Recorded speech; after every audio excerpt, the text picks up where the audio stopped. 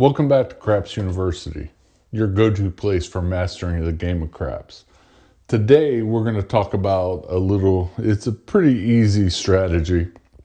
We're going to focus on one-for-one bets, and that would be like a pass line or a field. Pretty straightforward. It's a martingale strategy, and today we're going to focus on the field, but you could definitely do it on a pass line or don't pass. And to be honest with you, it's very, very simple. Okay. Now, this is a $25 table with a $2,500 limit. And we're going to walk through with a bankroll of $2,500, and we're going to see how we do. So, most everybody's probably heard of it because there's people use martingale strategies on many different casino games. I've done it on roulette, playing red or black. Roulette's a little bit different. You have the zero, and if you play on an American wheel, a double zero that kind of impacts the red and black. It's not true 50-50. So here's the concept. You start with a base bet, let's say $25. It rolls and it's an 8. Well, you lose that, so your next bet you come back with 50. We know that 50 would pay 50. So you're now back to playing that 25. And the theory is that by doing that, you're going to be able to walk away. You're playing the odds and the chances. You've probably got up to about 7 opportunities to win back, but you got to double every single time.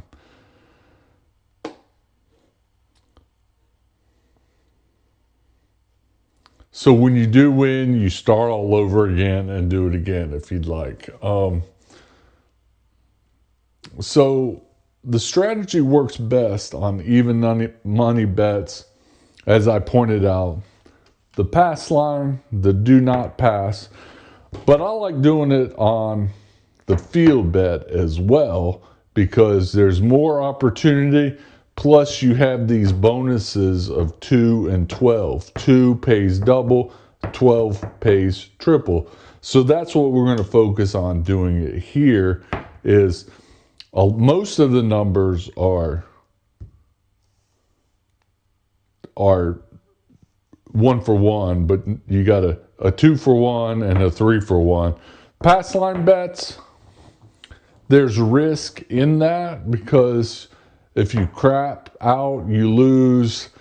If you've got to then, if a number goes on and it's a 4, that means you got to hit a 4 again to win.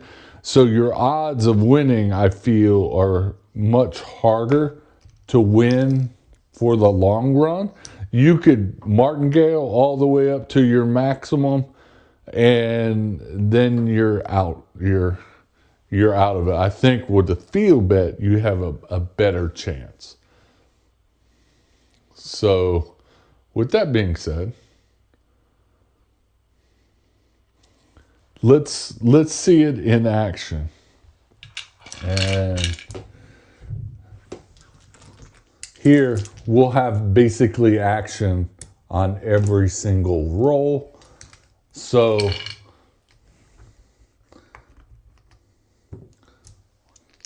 coming out 10. All right.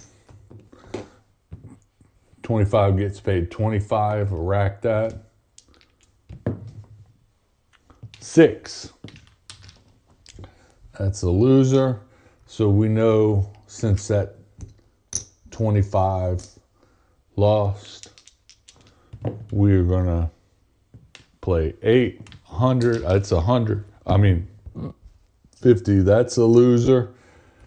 Now we start getting into 100. 5, no field 5. Stick man got in the way. We're up to 200. 5, no field 5. That's a loss. We're up to 400. 5, 3 5s in a row. We are now up to 800.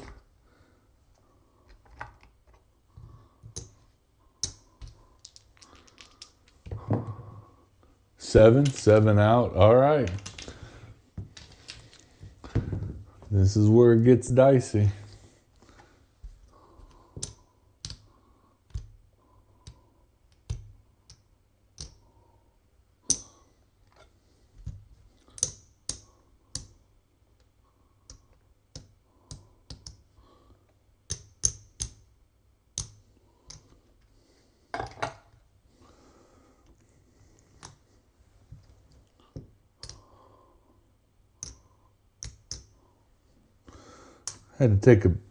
We had to borrow some money from the bank. And we've got 1,600 out there. And 11, we hit it. All right, with that.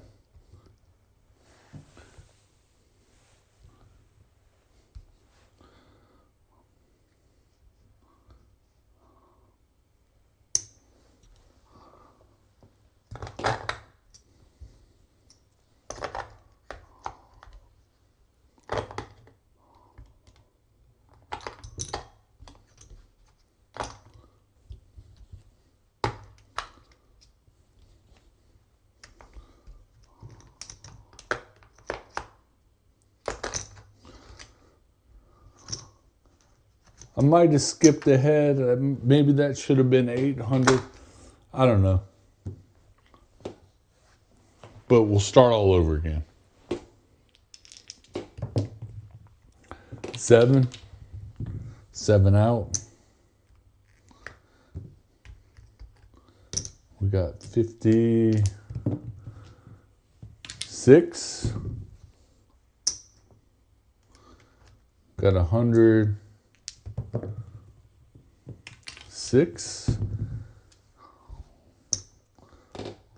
We've got 206. Stick man keeps getting in the way. All right, 200. That means 400 coming in. 6 again. We're going to 800 now.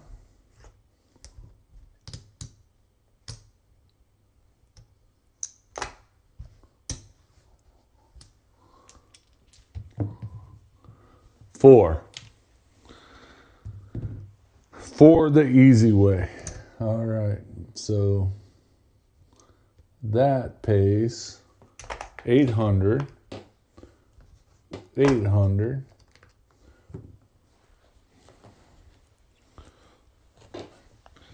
And 10, the easy way. All right. Paid, racket, leave the bet. 11. Get paid, racket. 8.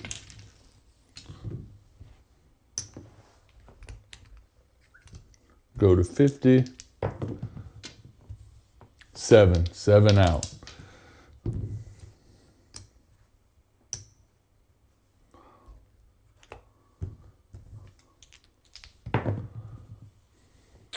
Four, the hard way.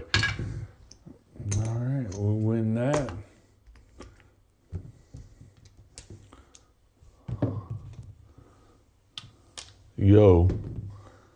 That's a win. Racket.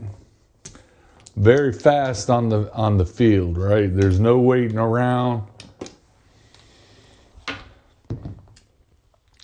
The Martingale is not a surefire way to be on top. And that's 7, but that was 100. Now we're back up to 200.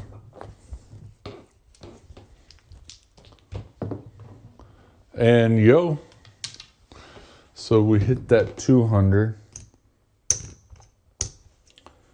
Bracket.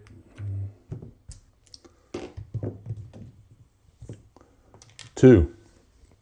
This is why I like playing the field, because that 1 is now 2, and that's instant profit for us. 3.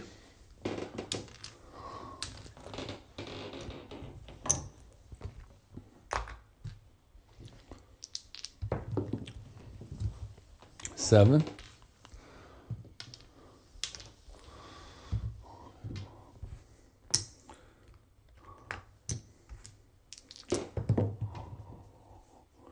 4. All right, so this one, we win 50. That pays off the original bet we lost. We can pick up that 50, and then we have $50 or 25 in profit. Okay? That's really how it works. You're looking each time.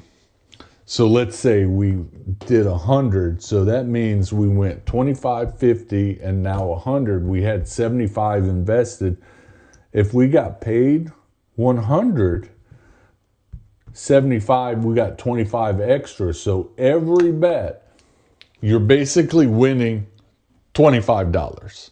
You're paying off all your bets along the way, and you're getting, like on that last roll, not the very last roll, but when we rolled with 1,600 out there, we're risking 1,600 to win $25.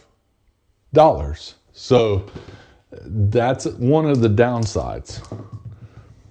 So we could do this all day. So $25, you win 25. This is when it works the best, is when you have low amount of money. Again, 25. And let's just count up how we did. We started with 25, and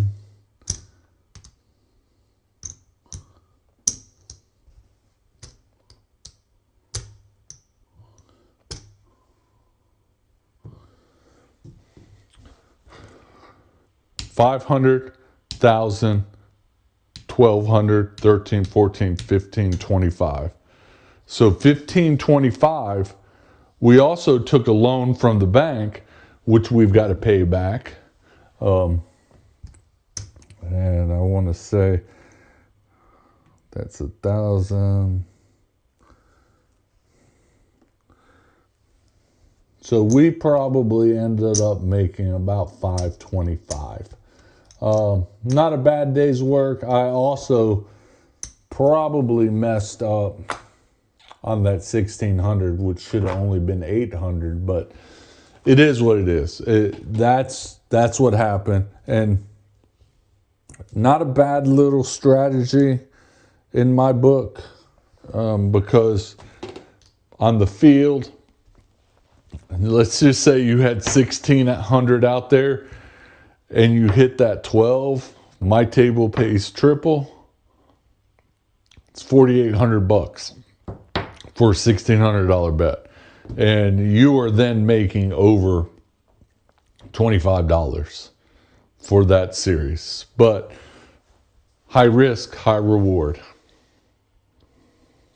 So when you martingale on the don't pass, does it work better? Some players try to martingale the don't pass instead, okay?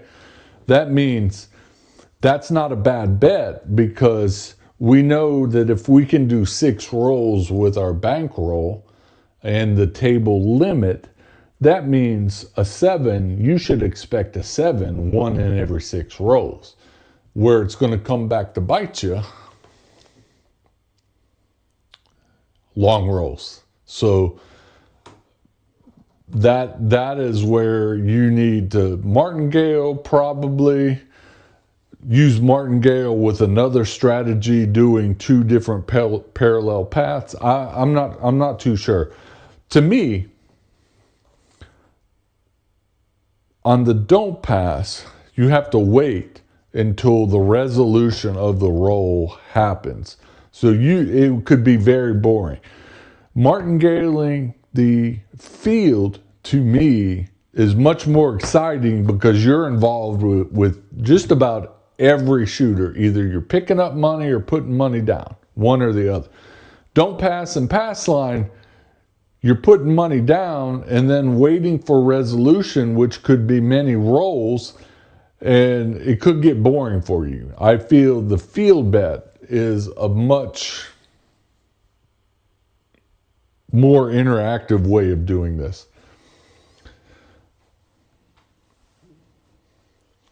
So there's a safer version of this strategy, and it's sometimes called the Mini Martingale, where you limit your progression just to 2 or 3 steps. For example, 25 goes to 50. If you lose again, go to 100. If you still lose, walk away and cut your losses, okay? Because not everybody could handle a $1,600 bet if you maximize that progression. If you find a table with a higher max bet, say 5,000, you could then go an extra step beyond 1,600 to 3,200, but you'd have to bring a serious bankroll, probably $10,000 to hit that maximum. And if you go 7 progressions without hitting your field bet, that is very surprising to me that would happen, because we hit a lot in this range, but I do think the field bet for me is a better situation. You could martingale on a hot bet, okay? You could martingale. You'd have to think about the math being used, because like a 639 pays 15 to 1. Do you need to do a true full martingale where you might start with 5 and then go to 10, which goes to 15 to 20? That would be an interesting. I'll probably do an episode where we martingale a hot bet or multiple hot bets. We'll see. That I want to see how that works out for me.